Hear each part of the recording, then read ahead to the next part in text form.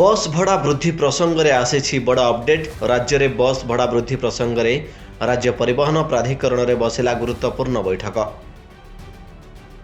राज्य घरोई बस मालिक संघ और परिवहन कमिशनर मध्य घंटा घंटा धरी है आलोचना शेष होगा पर सामयिक भाव बस धर्मघट को स्थगित रखिला राज्य घरोई बस मालिक संघ।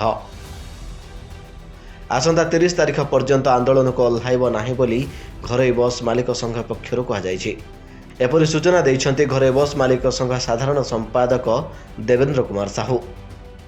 गवर्नमेंट ट्रांसपोर्ट डिपार्टमेंट कहले मु एग्जामिन करी खूब शीघ्र गवर्नमेंट को रेकमेंड करी आमे विश्वास करछु एटा खूब शीघ्र आपरे निष्पत्ति होबो। एटा चीफ मिनिस्टर एवं ट्रांसपोर्ट मंत्री पाखरे फाइल अप्रूव पर एटा हबो। सेतपै से जोटे समय मागिले कहले हम काल जेतो आर होतले प्राइम मिनिस्टर आछुंती आ किछि दिन आपण हमहु समय देंदु। आज हम मान भीतर डिसाइड करू जे 30 तारिख जाके हम सरकार को समय देलु। 30 तारिख भीतर एटा करिया 30 जून आंदोलन वर्तमान ओल्लेबे नै ना वर्तमान आंदोलन होबार नै 30 तारिख परे जा अन्यबड़े आसंता 16 तारिख मध्य वर्धित दर ने आलोचना हेब। 14टी पारामीटर नहीं बस भड़ा वृद्धि पर प्रस्ताव रखिब एसटीए। यापर भड़ा वृद्धि नहीं निष्पत्ति नेबे राज्य सरकार बोली एसटीए संपादक शिव टप कहते।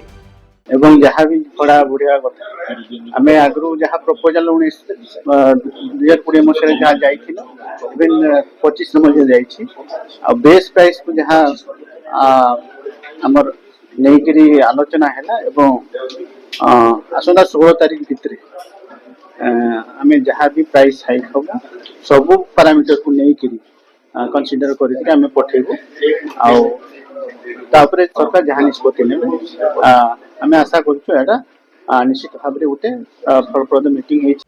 कटकरू प्रभु कल्याण पालक रिपोर्ट धरित्री लाइव। एई भिडियोटी आपनकु केमिति लागिला कमेंट करि जणांतु।